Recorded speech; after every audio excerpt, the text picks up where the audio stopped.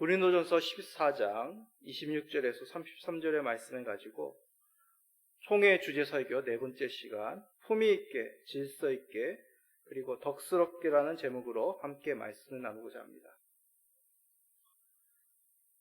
저희 교회는 한 달에 한 번 정도는 이제 금년도 총회에서 내려온 이제 주제 설교를 가지고 설교를 합니다. 그래서 오늘 설교도 저의 설교가 아니라 총회에서 준비한 설교를 베이스로 하여 대부분 그 내용이죠. 그 내용으로 바탕으로 하여 말씀을 전합니다. 참고하시기 바랍니다. 우리 주 예수 그리스도의 사랑을 받는 성도 여러분, 오늘은 하나님은 무질서의 하나님이 아니라 오직 화평의 하나님이라는 그런 말씀으로 우리가 말씀을 함께 나눕니다. 오늘 우리가 읽었던 마지막 구절, 한번 33절 다시 한번 읽어볼까요? 하나님은 무질서의 하나님이 아니시오 오직 화평의 하나님이시니라. 예, 그렇습니다. 이 말씀을 어디에 적용하면 좋겠습니까? 이 말씀은 예배에 관한 말씀이죠. 그것이 바로 무질서가 아니라 화평의 모습이다. 그런 모습으로 예배가 드려져야 된다는 말씀입니다. 이 당시 고린도 교회는 여러 은사가 있었습니다. 그런데 그런 여러 은사도 예배가 화평 가운데 드려지는 것이 아니라, 예를 들어 방언의 은사가 예배 가운데 행해짐으로 화평치 않은 소란스러운 어떤 문제가 있는 예배의 모습이 있었다는 것이죠. 주일에 드리는 우리의 예배, 이 예배는 교회의 얼굴이기도 합니다. 온 세상 가운데 드러나는 교회의 얼굴이죠. 교회가 어떤 곳인가라는 걸 알려면 그 교회의 예배를 살펴보면 됩니다. 교회는 예배를 통해 이 세상에 구체적으로 그 모습을 어떠한 모습인지, 어떠한 공동체인지를 세상 가운데 나타나게 됩니다. 물론 교회 건물을 통해서도 알 수 있죠. 그러기에 교회 건물은 분명하게 그 교회의 신앙, 어떤 신앙을 따르고 있는지 교회 건물 속에서 증거하게 됩니다. 그러나 교회 건물보다도 더 본질적으로 교회의 얼굴의 역할을 하는 것은 바로 그 교회가 드리는 예배, 그 예배를 통해서 알 수 있는 것이죠. 성도라면 주변에 믿지 않는 사람들이 혹시 예배가 어떤 순서로 드립니까? 라고 물었을 때 대충은 그 예배의 순서에 대해서, 그 예배에 대해서 설명은 할 수 있어야 됩니다. 그러기에 오늘 예배의 순서를 통한 하나님이 우리에게 말씀하시는 그 예배의 본질을 살펴보고자 합니다. 자, 먼저 예배의 순서에 대해서 알아보기 전에 주일에 드리는 예배를 이제 공예배라고 우리가 부릅니다. 공예배 들어보셨죠? 영어로 얘기하면 이제 퍼블릭 워십입니다. 사적인 예배가 아니라 공적인 예배라는 의미죠. 공예배는 신자들이 다 같이 하나님 앞에 나아가는 시간이기도 합니다. 이때 하나님께서는 주의 백성들을 만나 주시는 것이죠. 우리가 사적으로 기도의 시간도 분명히 있습니다. 그러나 교회 공동체는 비밀스럽게 하나님을 만나려고 하는 그 욕망을 내려놓고 공적으로 하나님과 공적으로 자기 백성을 만나는 공개적인 시간이 되어야 되는 것이죠. 그러기에 하나님께서는 공개적으로 우리 교회 공동체를 향하여 말씀하시고 그 말씀이 왜곡되지 않도록 모두에게 들려진다는 것입니다. 자, 첫 번째 공예배라고 할 수 있는 것, 바로 이스라엘 공동체가 하나님께 나아가는 그 장면입니다. 시내산에서 하나님께서 이스라엘 총회로 불러주셨죠. 물론 모세를 따로 불러서 말씀하시고 만나주셨지만 분명히 하나님께서는 모세를 통하여 이스라엘 총회 가운데 임재하시겠다, 만나시겠다고 말씀하셨습니다. 자, 신명기 9장 10절입니다. 여호와께서 두 돌판을 내게 주셨나니 그 돌판의 글은 하나님이 손으로 기록하신 것이요 너희의 총의 날에 여호와께서 산상불 가운데에서 너희에게 이르신 모든 말씀이니라. 그렇습니다. 하나님께서 모세에게 십계명 두 돌판에 기록하게 하셨지만은 그것이 총의 날, 총의 가운데 하나님께서 이르신 모든 말씀이라는 것이죠. 그러기에 우리 기독교는 어떤 비밀스러운 집회가 결코 아닙니다. 그렇게 예배당 문이 열려 있듯이 하나님께서 부르신 주의 백성들이 함께 나와 특별히 하나님께 은혜를 받는 것이죠. 어떤 비밀스러운 은혜를 받기 위하여 집회를 하는 것이 기독교의 정통이 아니라는 것을 우리는 기억해야 됩니다. 하나님께서는 공예배를 통해 자기 백성에게 말씀하시고 은혜를 내려주십니다. 이제 예배를 예배되게 하는 요소에 대해서 한번 살펴봅시다. 우리 공예배가 다른 기타 우리 신앙의 모임과 다른 근본적인 차이가 무엇입니까? 우리 성도들이 주일 오전, 우리 맨날 며칠 주일에 오전 11시에 모이자 그렇게 의결을 하면 그 모임이 예배가 됩니까? 예배가 다른 신자들의 모임과 다른 독특한 그 요소, 바로 은혜의 방편이 그 속에 있다는 것입니다. 한번 따라해 볼까요? 은혜의 방편. 예. 은혜의 방편이 있을 때 그 모임이 예배가 비로소 되는 것입니다. 우리는 하나님께서 불러주셨고 은혜를 베푸셨죠.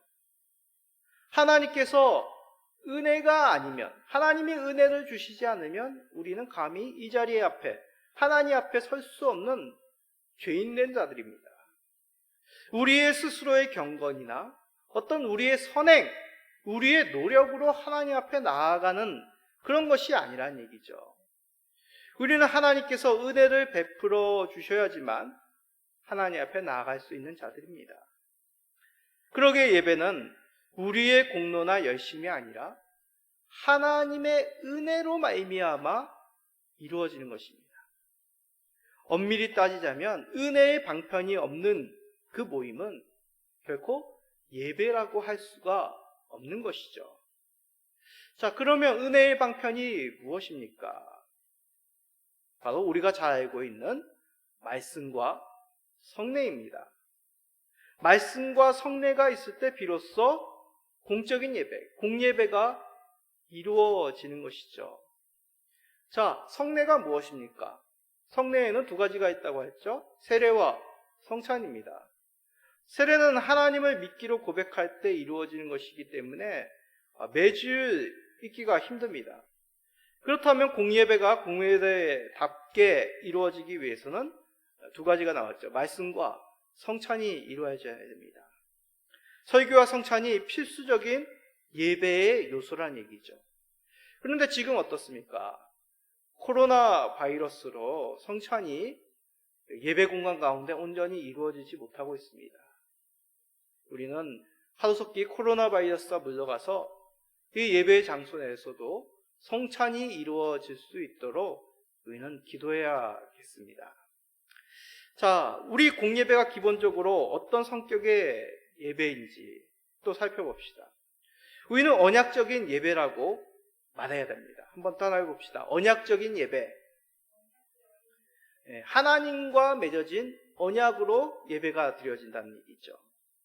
그러기에 하나님께서 주도권을 가지고 찾아오셔서 우리와 언약을 맺어 주신 것입니다.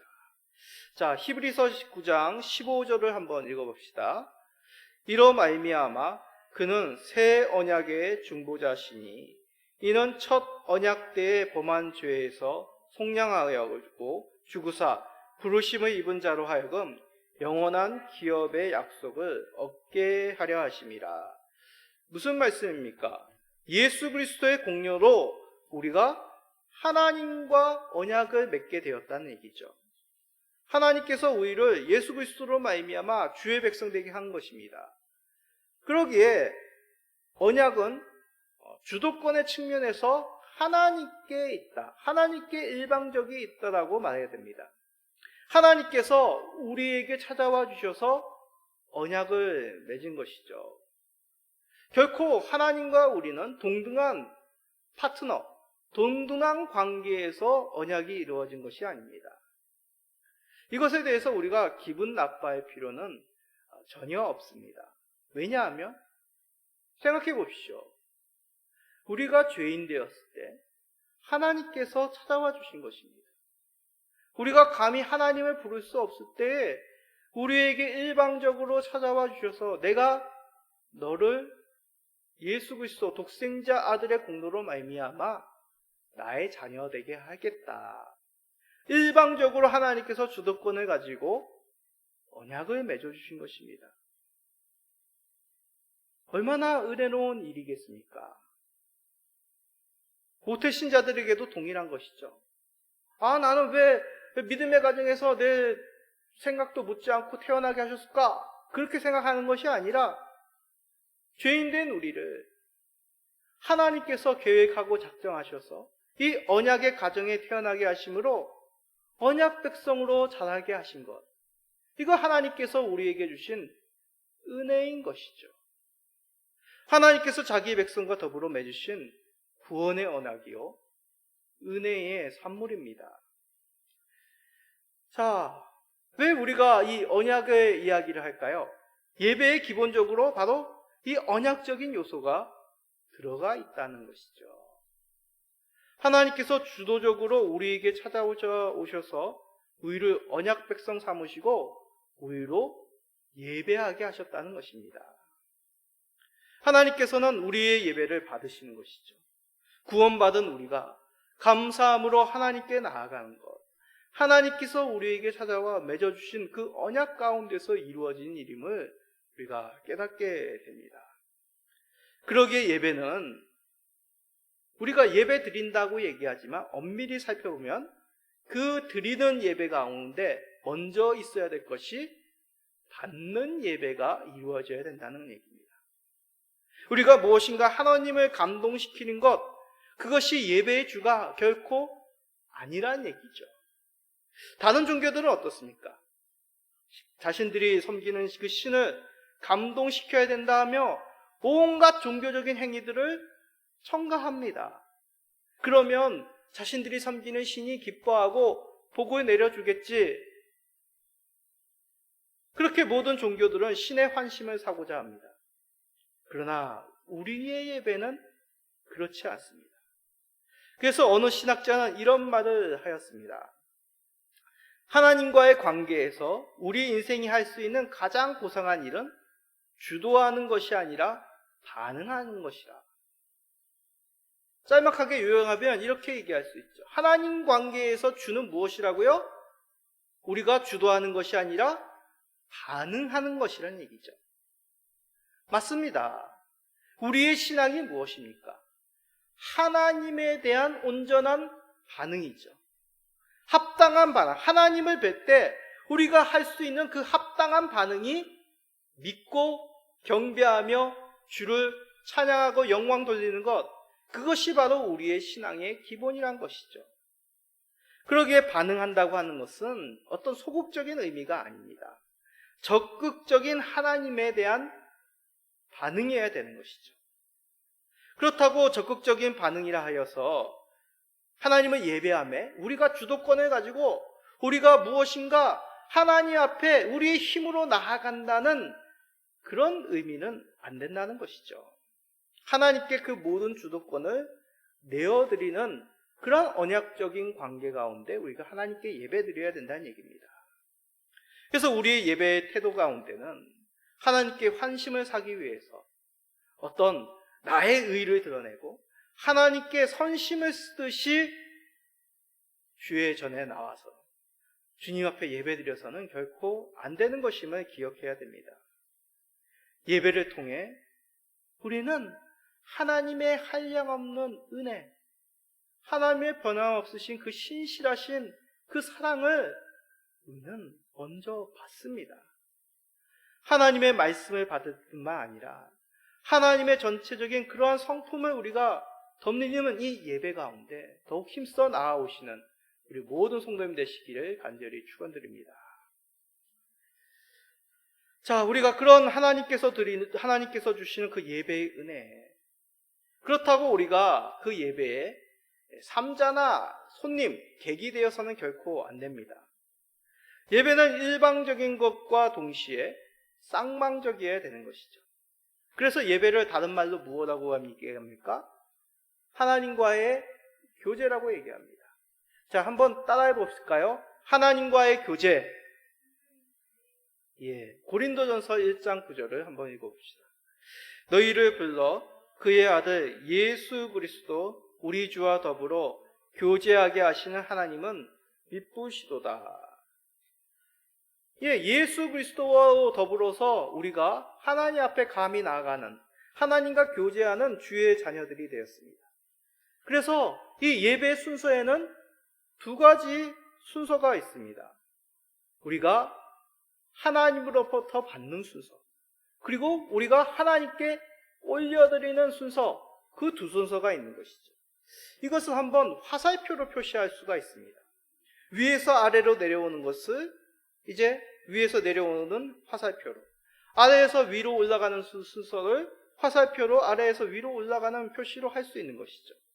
한번 성도님들 주보를 펴서 한번 주일 오전 예배 순서를 보시기 바랍니다.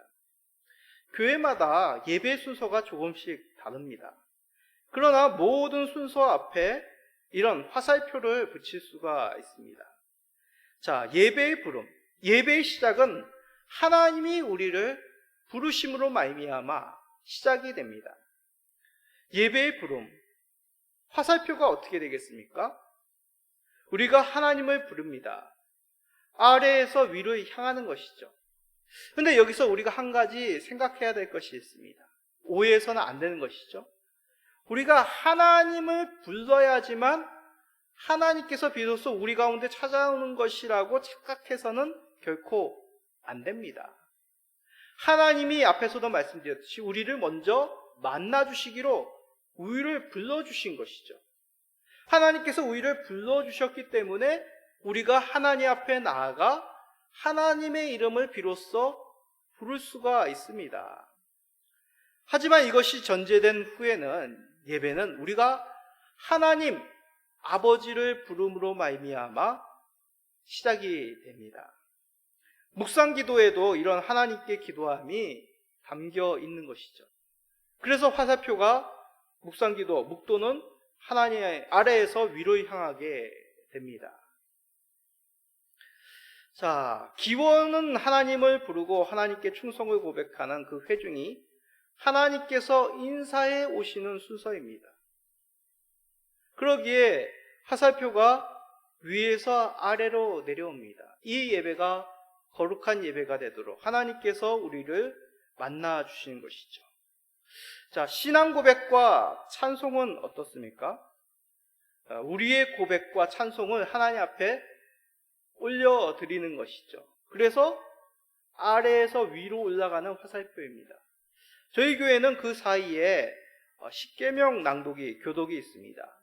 하나님이 우리에게 주신 말씀, 계명이기에 기본적인 하나님 시민의 규례이기에 위에서 아래로 향하게 되는 것이죠. 자, 이제 예배의 두 번째 파트를 살펴봅시다.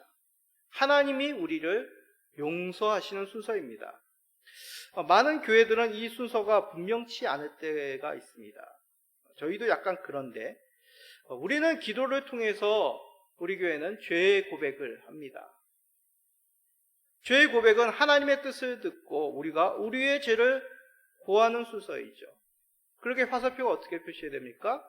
아래에서 위로 하나님 앞에 우리의 죄를 스스로 예수 그리스도의 이름으로 용서를 구합니다.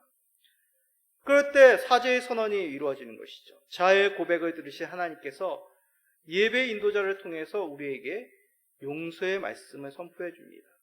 저희 교회는 이 순서가 딱히 따로 없습니다. 그리고 기도와 감사의 찬송, 용서의 말씀을 들은 교회가 하나님 앞에 감사함으로 올려드리는 시간이죠. 그래서 이 뜻은 아래에서 위로 화살표가 향하게 됩니다. 자, 이제 세 번째 파트, 하나님이 말씀하시는 파트입니다. 성경 복독과 설교의 순서가 있죠. 하나님께서 성경을 통해서 우리에게 말씀하십니다. 그러기에 화살표가 당연히 위에서 아래로 향하게 됩니다.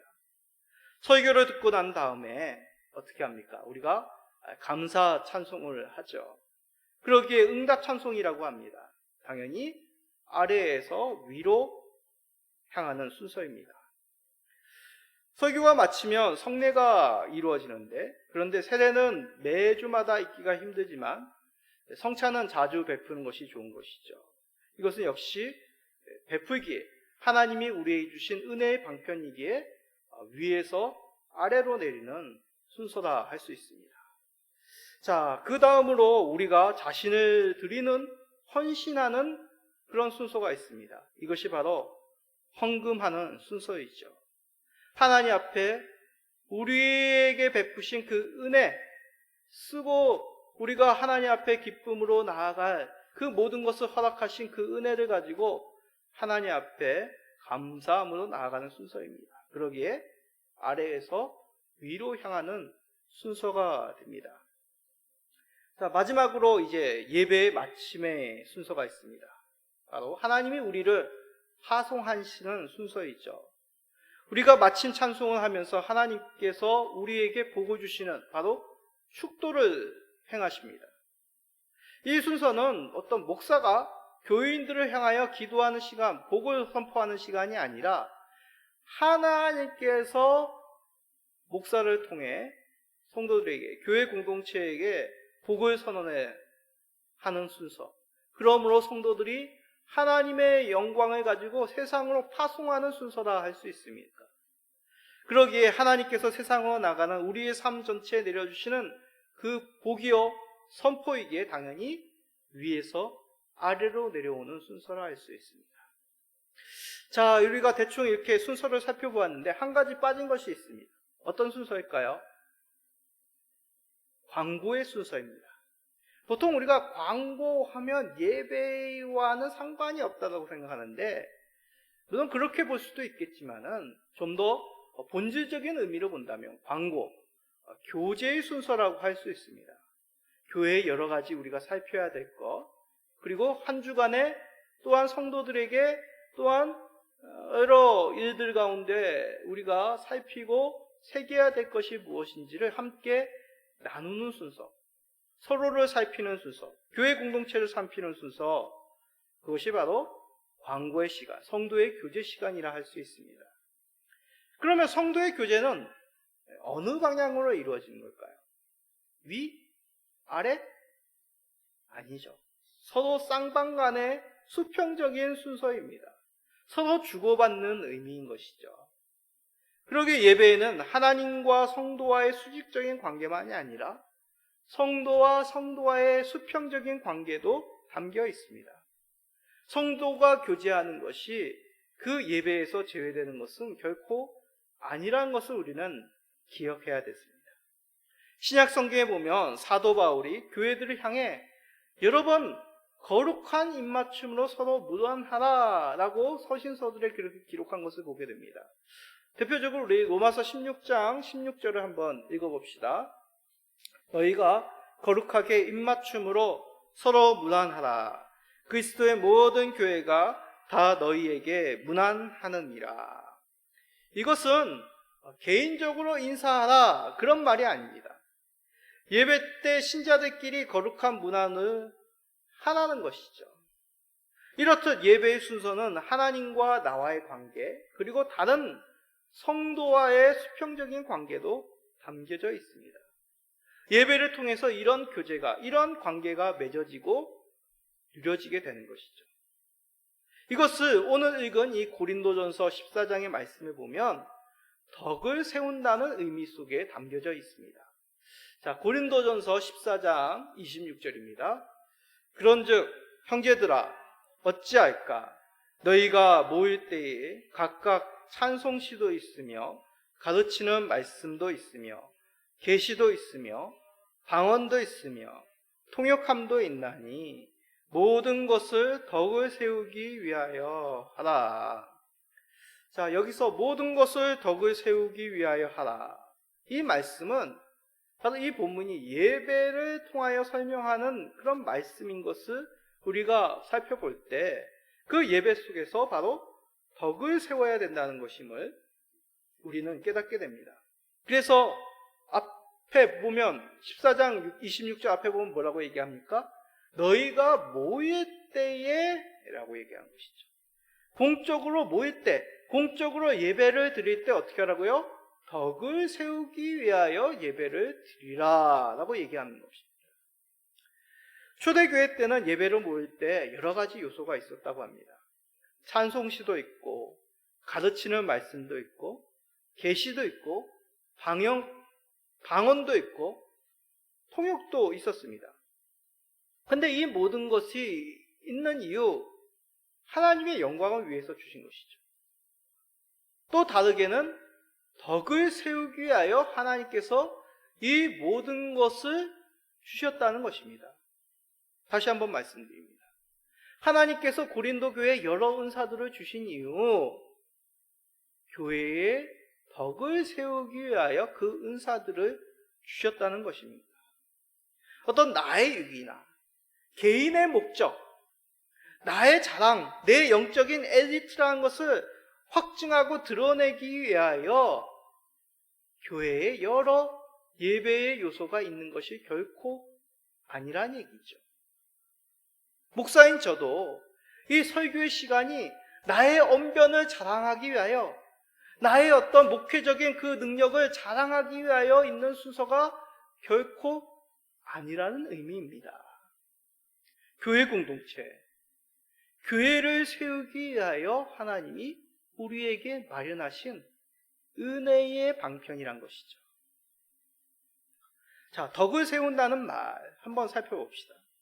이 덕을 세운다는 말, 원문에는 덕이란 것이 없습니다. 그냥 세우다라는 동사로 되어 있는데, 이 세우다는 말은 그 당시에 건축용어로 주로 쓰였던 말입니다. 다시 말해 집을 세우다, 개발하다, 그런 뜻이 담겨져 있습니다. 무슨 의미겠습니까? 하나님께서 우리에게 은사를 주신 것, 그 예배를 허락하신 것, 어떤 개인적인 개발이 하는 것이 아니라 교회 공동체를 세우기 위하여, 믿음을 세우기 위하여, 그들을 세우기 위하여, 그 공동체를 개발하기 위하여 하나님께서 은사를, 예배를 허락하셨다는 얘기죠. 중요한 것입니다. 하나님께서 성도들에게 주신 그 은사, 바로 내 옆에 있는 지체들의 믿음을 세우기 위하여 하나님께서 나에게 주셨다는 것이죠. 예배는 오직 하나님께만 영광을 돌리지만 서로의 신앙을 세움 또한 더욱 하나님 앞에 힘써 행해야 될 예배의 모습입니다. 우리의 직분도 마찬가지죠. 공예배 때 그 모든 직분 사역의 의미가 분명하게 실천적으로 드러나게 됩니다. 그 사역, 하나님 앞에, 이 교회 공동체 앞에 봉사함을 통하여 이 교회를, 성도들의 믿음을, 덕을 세운다는 것이죠. 예배 때 목사, 장로, 집사, 성도로서 바로 그 직분을 통하여 봉사하게끔 하여 성도들의 믿음을 세워나간다는 것입니다. 그러기에 모든 직분 사역과 응사는 성도를 세우며 성도를 서로 간에 하나 되도록, 주 안에서 소통할 수 있도록 하기 위함을 우리가 깨닫게 됩니다. 그러므로 예배는 결코 무질서하게 드려서는 안 됩니다.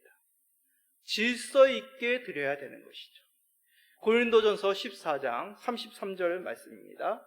하나님은 무질서의 하나님이 아니시오 오직 화평의 하나님이시라. 모든 성도가 교회에서 함과 같이. 이 말씀은 예배가 무질서해서는 안 된다는 의미죠. 이 당시 고린도 교회는 그러지 못했습니다. 어떤 무분별한 방언 은사가 예배 가운데 갑자기 행해지는 그런 일이 있었습니다. 그러므로 온 공예배가 다른 성도들의 신앙이 힘들어지는 것이죠. 한번 생각해 보십시오. 이 자리에 어떤 한 성도가 갑자기 설교 중에, 갑자기 기도 중에 일어나서 방언으로 예언을 한다고 생각해 보십시오. 그것이 한 번이 아니라 계속 그 예배 가운데 이루어진다면 성도들의 입장에서는 어떻습니까? 예배가 온전히 드려지지 못하는 것이죠. 그러기에 바울사도를 통해 하나님은 무질서의 하나님이 아니라 화평의 하나님을 가르치고 계십니다. 고린도전서 14장 40절, 우리가 읽지 않았지만 고린도전서 14장 40절 다 같이 읽어봅시다. 모든 것을 품위 있게 하고 질서 있게 하라. 오늘 말씀의 제목이기도 한데, 바울 사도를 통하여 말씀하시길, 예배의 질서에 관한 이 말씀을 요약하며 모든 것을 어떻게 해요? 품위 있게 하고 질서 있게 하라 얘기합니다. 예배는 품위가 있어야 되고 질서가 있어야 됩니다.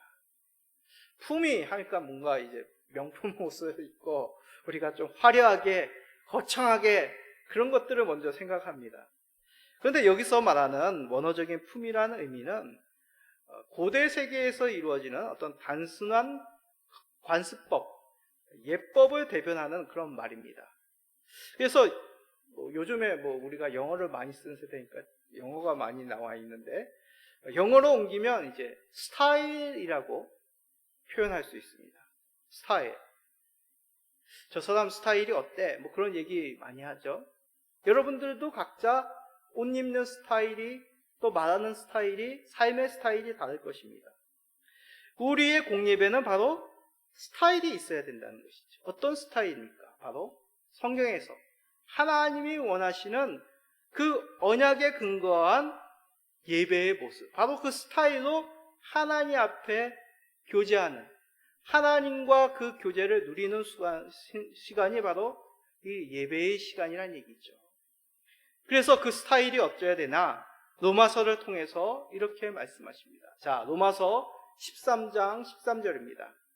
낮에와 같이 단정히 행하고 방탕하거나 술 취하지 말며 음란하거나 호색하지 말며 다투거나 시기하지 말고.